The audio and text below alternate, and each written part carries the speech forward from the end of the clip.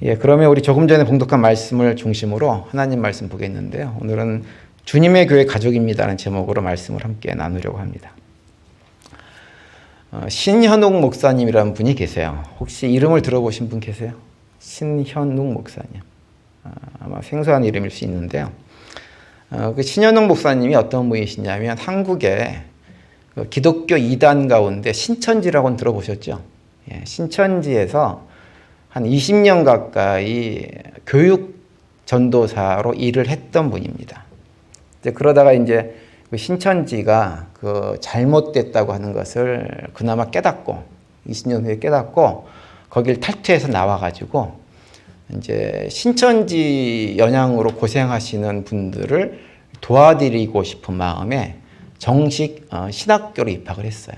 한국의 그 통합 측에 있는 총신대학이라는 곳에 2006년도에 입학을 해가지고 거기서 신학과정을 다 제대로 마치고 목사가 됐습니다. 우리 정통교회 목사가 됐어요. 그리고 나서 이제 교회를 개척해가지고 신천지에 영향받아서 힘들어하는 분들을 도와주기도 하는 사역을 했지만 이제 그 교회에 이제 일반 교회 성도들도 많이 참여를 좀 했던 것 같아요. 그런데 그분이 목회를 하시면서 이제 그 간증 가운데 하나가 뭐냐면 굉장히 많은 스트레스를 받았다 이런 얘기를 합니다. 왜 스트레스를 받았냐면 목회를 하면서 도무지 자기로서는 이해할 수 없는 일들이 교회에서 일어나는 것을 많이 경험을 했다고 하는 거예요. 자신이 교회에서 경험한 것, 과거 신천지에 20년 동안 있으면서는 전혀 경험하지 못했던 것을 교회에서 경험을 했는데 그런 것이 어떤 것들이냐면 예배 시간에 늦게 오는 거, 그 다음에 설교 시간에 꾸벅꾸벅 졸고 있는 분들, 심한 경우는 목회자에게 막 대드는 이런 사람들을 목회하면서 경험을 했다고 하는 거예요. 그래서 내적 갈등이 굉장히 심했습니다. 왜 그러냐면 이분은 신천지에서는 그런 것들을 한 번도 경험을 못 해봤어요. 신천지 사람들은 예배 시간에 늦는 법도 없고 설교 시간에 좋은 사람은 한 명도 없습니다. 그리고 줄을 쫙 맞춰가지고 오와 열이 아주 정확하게 맞게 무릎 꿇고 앉아가지고 예배를 드리는데 아무도 이렇게 자세가 흐트러지는 사람이 없는 모습으로 예배를 드린다고 하는 거예요. 그리고 예배 중에 선포된 말씀들을 보석처럼 정말 여겨가지고 그 말씀에 순종하려고 애를 쓰는 그런 모습을 봐왔는데 이제 정통교회 목사가 되고 목회를 해보니까 교회 교인들은 너무 말씀을 거역하는 일도 쉽고 순종도 잘 안 하려고 그러고 전도하는 것도 뜨뜻미지근하고 심지어는 목회자에게 막 자기에게 대들기도 하고 이런 일들을 경험을 하면서 도무지 자기는 이해를 할 수가 없었다고 얘기를 합니다. 그러면서 이제 그분이 어떤 얘기를 하냐면 정통교회 목사님들한테 부탁을 해요. 어떤 부탁을 하냐면 신천지 같은 가짜들은 자기들이 믿는 걸 진짜라고 생각해가지고 막 그렇게 열심히 하는데 진짜 복음을 가지고 있는 우리 교회 교인들이 오히려 그것을 가짜처럼 여기는 이런 모습을 갖게 된 것은 뭔가 훈련이 잘못되어 있고 목사님들이 정통 교리들을 제대로 가르치지 않아서 그런 일이 벌어진 것이니까 제발 좀 성도들을 좀 바르게 좀 양육해달라고 아주 간절한 부탁을 합니다. 여러분들 그런 얘기를 들으시면 어떤 생각이 드세요? 많이 우리 스스로 돌아보게 되어지죠. 돌아보게 되어지죠. 우리가 가지고 있는 복음은 진짜입니다. 세상 사람들이 뭐라 그러든 상관없이 우리가 가진 복음은 진짜예요. 이 복음이 우리를 참된 진리 가운데로 인도하고 그 진리 안에서 진짜 자유를 누리면서 살 수 있도록 만들어줍니다. 그리고 우리가 인간적이든 영적이든 이 목마름들을 해소해 주는 것이 우리가 가진 복음이에요. 저도 나이가 이제 한 60 좀 가까이 되어지고 이렇게 되어오면서 지나온 사람들을 돌아보면 그런 생각을 하고 참 감사할 때가 많아요. 어려서부터 복음을 알고 복음 안에 살았던 것이 얼마나 감사한 것인지. 세상 사람들처럼 막 성공하고 잘되고 이런 건 아니지만 삶 속에서 하나님의 인도하신 가운데 그 평안함을 누렸던 시간들을 돌아보면서 정말 많이 감사를 합니다. 그래서 우리가 그 복음을 붙들고 살아갈 때 우리는 세상 사람들이 알 수 없는 평강의 복을 누리면서 살 수가 있습니다. 그런데도 이제 우리의 신앙생활을 돌아보면 그 신현웅 목사님께서 안타까워했던 것처럼 마치 우리가 가짜로 붙들고 있는 것처럼 그런 모습으로 신앙생활을 하고 마지못해서 어쩔 수 없이 교회에 나오는 그런 모습으로 신앙생활을 하는 분들이 상당히 많이 있는 것 부정할 수가 없습니다. 여러분 그 이유가 어디에 있다고 생각하세요? 그리고 어떻게 하면 우리의 신앙생활을 진짜를 붙들고 있는 하나님 백성들답게 신앙생활을 할 수 있도록 만들 수 있다고 보십니까? 여러 가지 얘기를 많이 할 수 있을 거예요. 많이 할 수 있겠지만 저는 오늘 그러한 자세를 결정하는 크게 두 가지만을 성도 여러분들과 함께 나누려고 합니다. 첫 번째는 뭐냐면 우리가 잊지 말고 기억하고 가슴에 새겨야 될 것은 교회의 주인, 교회의 머리가 누구인가라고 하는 것을 명확하게 하고 그것을 잊지 않고 그 확신 속에 거해야 됩니다. 여러분 교회의 머리, 교회의 주인은 누군가요? 누구예요? 우리가 잘 알고 있죠. 예수님이 교회의 머리고 교회의 주인이세요. 그것은 전 우주적인 교회의 측면에서도 그렇고 각 지역에 있는 로컬 처치 개념 차원에서도 마찬가지입니다. 교회는 목사의 교회도 아니고요. 장로의 교회도 아니고요. 당회원들의 교회도 결코 아닙니다. 교회를 시작했던 몇몇 분들의 교회도 결코 아닙니다. 교회의 머리와 주인은 예수님이세요. 여러분 그걸 믿으세요? 그 확신 가운데 거해야 됩니다. 그래서 우리가 교회를 생각할 때 다른 어떤 것을 생각하는 것이 아니라 교회의 주인이 예수님이지. 그분이 우리의 머리이지. 이것을 생각해야 되고 우리가 그것을 생각하면 결코 우리의 신앙생활을 대충 할 수가 없게 되어집니다. 그런데 신영용 목사님이 지적한 대로 우리가 진짜를 품고 있으면서도 가짜처럼 행동하는 그 이유는 그것을 머리로는 어느 정도 알고 있는데 가슴으로 삶으로 예수님이 진짜 우리의 주인 되심을, 그분이 우리의 머리 되심을 자꾸 잊어버리고 살거나, 특별히 이민교회 같은 경우는 이제 이민교회 특성상 어떤 생각들을 좀 가지고 계신 분들이 덜어 계시냐면 외로운 이민 생활을 적절하게 위로해주고 뭔가 소일거리를 좀 해소하고 한국 음식도 먹고 할 수 있는 그런 공간, 이런 공간으로 생각하기 때문에 신앙생활을 우리가 좀 그분의 지적처럼, 신현웅 목사님의 지적처럼 하고 있지 않은가 생각을 하게 되어집니다. 그러나 교회의 주인은 예수님이고 머리도 예수님이세요. 성경이 이걸 우리에게 반복해서 얘기를 해줍니다. 마태복음 16장 18절에 보시면 나도 너희에게 말한다. 너는 베드로다. 나는 이 반석 위에다가 내 교회를 세우겠다. 죽음의 문들이 그것을 이기지 못할 것이다. 이렇게 말씀하세요. 내 교회. 누구의 교회예요? 예수님의 교회. 내 교회라고 분명히 말씀을 하세요. 예수님은 머리인과 동시에 교회의 주인 되세요. 또 골로새서 1장 18절에 이렇게 말씀합니다.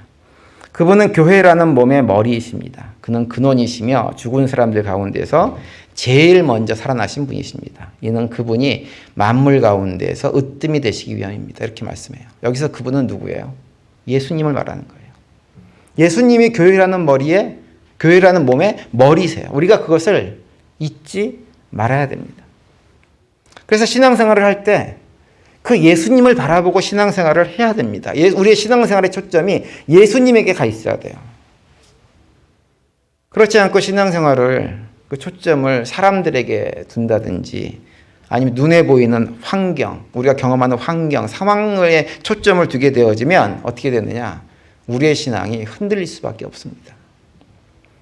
이런저런 이유로 실망하고 낙심하고 좌절하고, 그래서 교회 공동체 안에서 내가 여기서 뭘 해?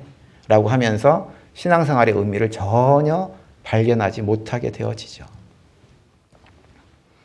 하지만 우리가 예수님에게 시선을 고정하고 그분이 주인이심을 인정하고 늘 기억하면서 그 예수님께서 우리에게 베풀어 주신 놀라운 은혜들, 우리에게 그분이 바라시고 기대하는 것들, 그분이 우리에게 베풀어 준 사랑들을 기억하고 신앙생활을 하면 우리는 결코 웬만한 환경 속에, 문제 속에서 흔들리지 않는 든든한 믿음의 길을 걸어갈 수가 있게 되어집니다. 따라서 먼저 전 우리 모든 성도님들이 우리의 머리 되신 예수님, 그분을 바라보면서 그분만에게 초점을 두고 신앙생활을 하시면서 정말 건강한 신앙생활을 유지해 나갈 수 있게 되기를 간절히 바랍니다. 그리고 이제 그것과 더불어서 한 가지 더 중요한 것이 있는데 그것은 뭐냐 하면 우리가 누구인가라고 하는 것에 대한 우리 정체성을 분명히 해야 되는 것이 있습니다. 내가 공동체, 교회 공동체 안에서 난 누구인가, 어떤 존재인가라고 하는 자기 정체성을 어떻게 스스로 규정하고 있는가라고 하는 것을 우리가 스스로 돌아봐야 됩니다. 그것이 우리 신앙생활 전반을 결정합니다. 그렇다고 한다면 우리 성도님들은 자기 자신을 우리 공동체 안에서 누구라고 생각하세요? 어떤 존재로 내가 여기 존재하고 있다라고 생각을 하고 계세요? 오늘 우리가 읽은 갈라디아서 4장이 그것을 우리에게 명확하게 말씀해 줍니다. 오늘 본문의 1절부터 4절까지는 이제 과거에 우리가 어떤 존재였는가를 얘기를 해줘요. 과거에 우리는 초등학문 아래에서 종로를 타던 존재. 다시 말하면 세상적인 가치관 속에서 살면서 거기에 매여 살던 하나님과의 아무런 관계가 없는 자로 살아갔던 것이 과거의 우리예요.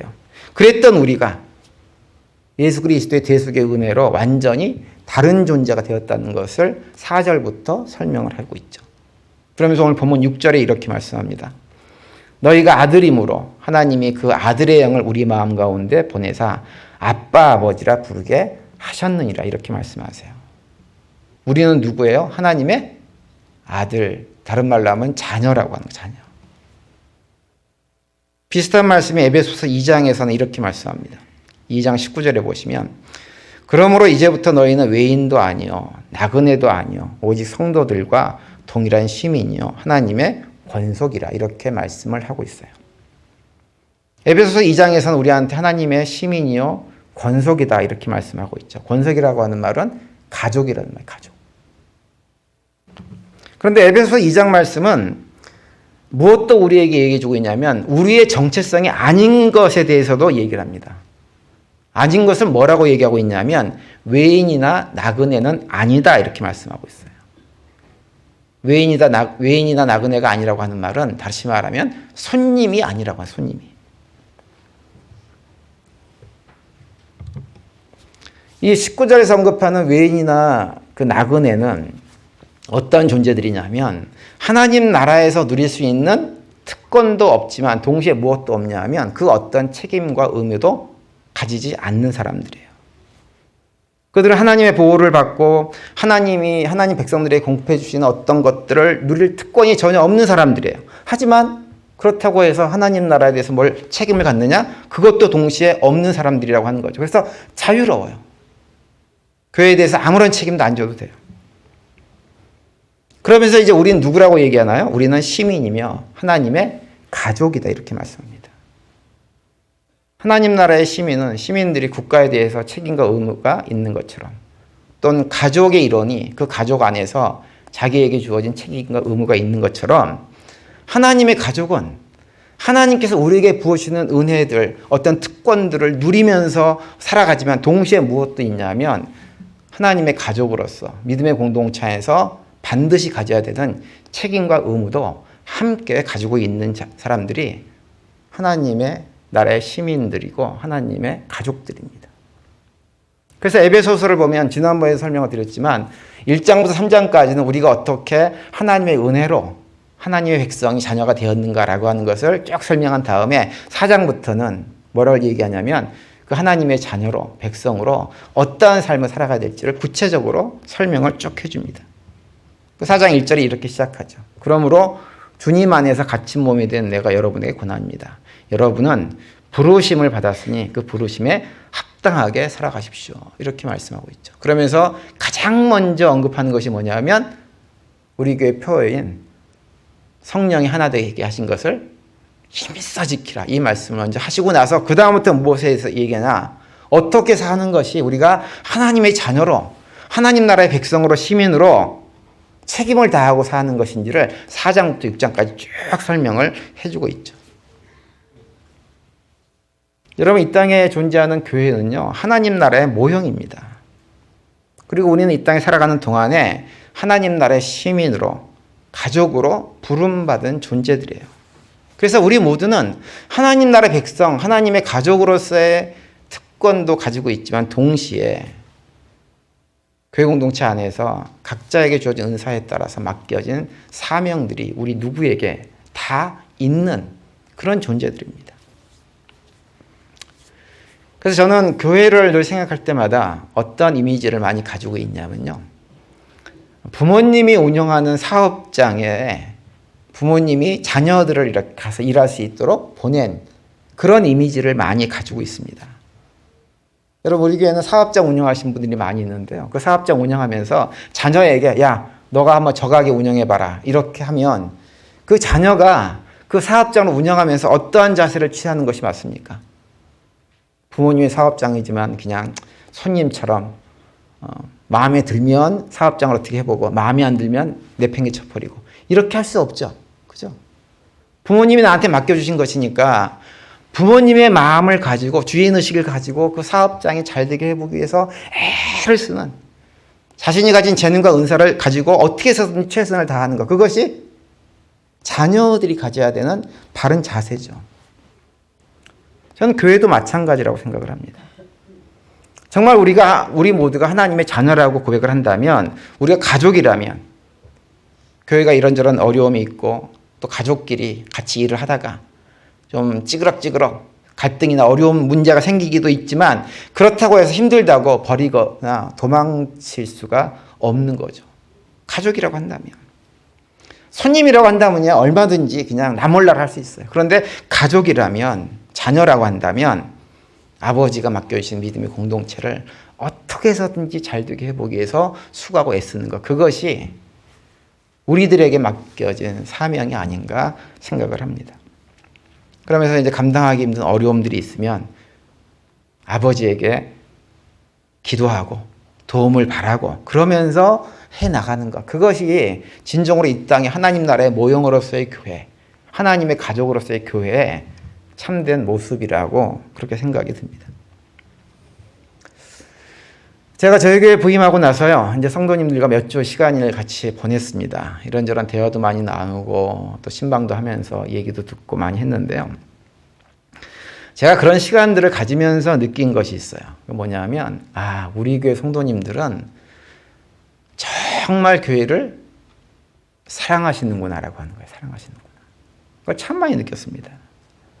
교회에서 손님으로 있기보다는 자녀로, 가족으로서 역할을 하시는 분이 참 많은 교회구나라고 하는 것을 많이 느꼈어요.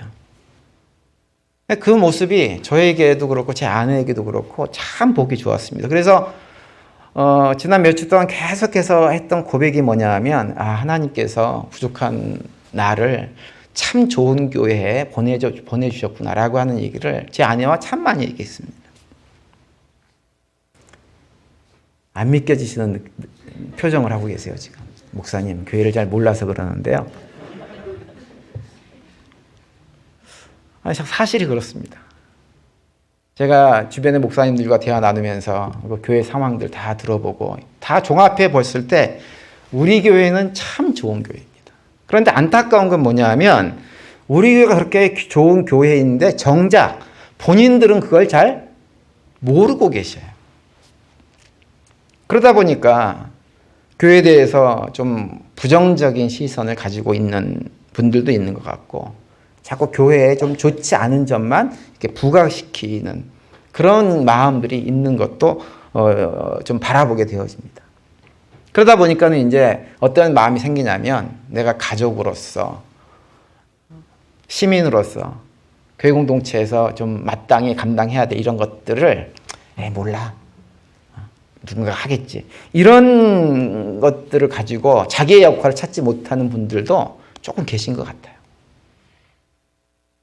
여러분, 저는 우리 교회가 지금도 상당히 좋은 교회지만 앞으로 더 좋은 교회가 되려면 우리 스스로 우리가 가지고 있는 약점과 허물들은 보지 말아야 됩니다. 하나님께서 우리 공동체를 이 세상에 그 무엇보다도 귀하게 여기시고 사랑하는 공동체예요. 그런데 왜 그런 교회 공동체를 우리가 스스로 우리의 약점과 허물을 바라보면서 교회를 비하하고 부정적으로 바라볼 필요가 뭐가 있냐고요. 하나님의 시선으로 바라봐야죠. 그래서 교회의 부정적인 것을 바라보지 말고 이제 우리가 집중해야 될 것은 무엇이냐? 교회의 머리 되시고 주인 되신 예수 그리스도. 그분에게 우리의 시선을 집중해야 됩니다. 그래서 그분을 바라보고 나는 하나님의 자녀로서 예수님의 제자로서 그리스도 몸된 교회의 지체로서 감당해야 될 역할이 무엇인가를 돌아보면서 그것을 감당해 나가는 거예요. 그럴 때 저는 우리 교회가 지금도 참 좋은 교회지만 앞으로 더욱더 좋은 교회가 되어가지고 이 슈리포트 보조 지역에서 정말 하나님의 마음을 제대로 알고 그분의 뜻을 이루어드리고 하나님의 마음을 시원하게 만들어드리는 그런 교회로 계속해서 성장해 나갈 수 있을 것이라고 믿습니다. 그리고 교회만 성장하는 것이 아니라 이 자리에 계신 우리 모두도 우리의 믿음이 날로 성장하고 단단해지는 그런 경험들을 하게 될 것이라고 믿습니다. 이번 한 주간 우리의 교회 머리 되시고 주인 되신 일뿐만 아니라 우리 삶의 주인 되시는 예수님, 그 예수님에게 우리의 시선을 고정하면서 그분과 동행하시는 가운데 우리 모두 믿음 안에서 승리하시고 그 가운데 또 주님께 주시는 평강이 넘치는 복된 한 주간이 되시기를 간절히 축원드립니다.